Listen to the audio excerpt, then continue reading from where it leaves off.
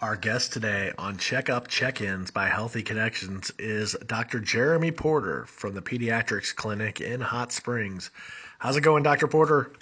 We're doing good. We're still seeing kids who just need regular follow-up for, medication maintenance, routine stuff.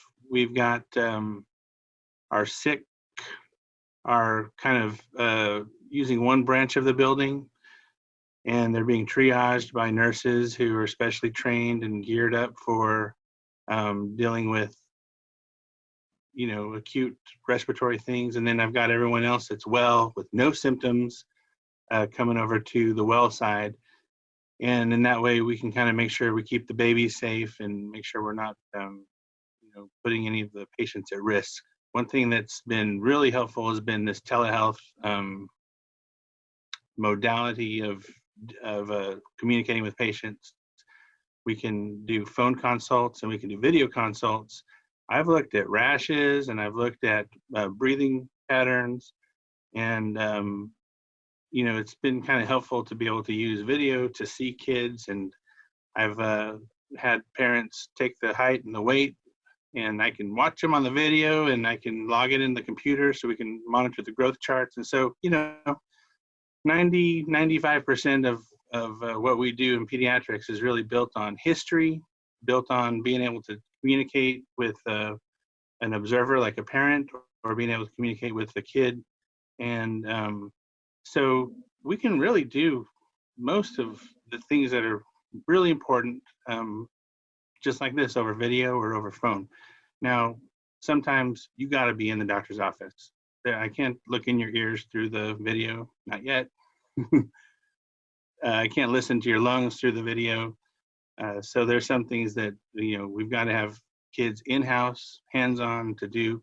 But really, during a kind of a crisis time like this, there's so much that we can do via distance. And so we've been trying to utilize that as much as possible. What precautions is the clinic taking during the coronavirus outbreak? Well, so whenever they arrive at the front door of the building, there's a triage nurse that's going to be asking them a series of questions, and you will not necessarily recognize this person because they'll be in, gowned and geared from head to toe. But the triage questions are just meant to make sure that if there's someone that is sick, whether it's obvious that they've got something serious or not, we're making sure that we're not putting our patients with no symptoms at risk. So the triage is meant to kind of tease out people who have, let's say a kid's coughing, but they're having an asthma flare up. They don't have any fever. This is the typical way that their asthma flares at this time of the year. That triage is going to screen that. And a lot of times they'll be screened over the phone before that anyway. But children who are clearly not sick and don't have any symptoms are kind of ushered over to the pediatric clinic where we're having visits for well kids. And anyone who seems like they're at risk for coronavirus or flu or any other things that are going around are kind of being treated, at least initially, over at this other branch of the building where they're completely separated from the other kids. We're about a month into social distancing. How are you and your family holding up throughout all of this? Oh, we're doing great. For me, my job has been pretty much the same. The type of thing I'm doing is a little bit different with telehealth and everything now. But for my kids, they're just doing school like always, and not a whole lot of change for them. It's weird to do church over video.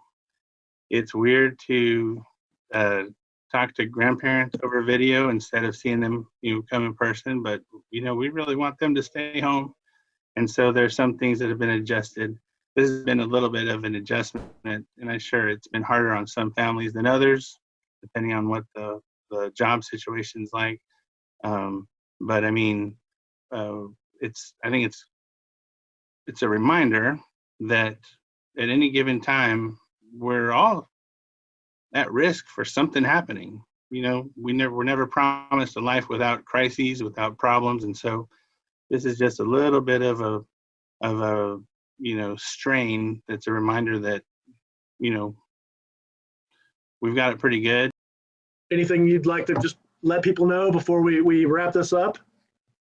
Well, it did come to my mind recently that a lot of people are having crisis with their job situation. All right.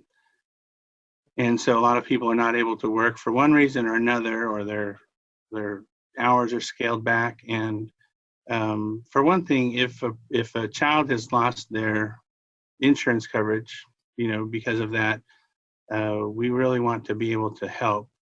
We're not losing any patients through this. And whenever a child doesn't have their insurance, Healthy Connections is set up specifically to help people who don't have insurance or who have financial struggles. And so we're really able to be creative and figure out how to help kids. If kids are starting to go onto our kids because of the economic transition, if you're needing a new medical home, we've got open doors.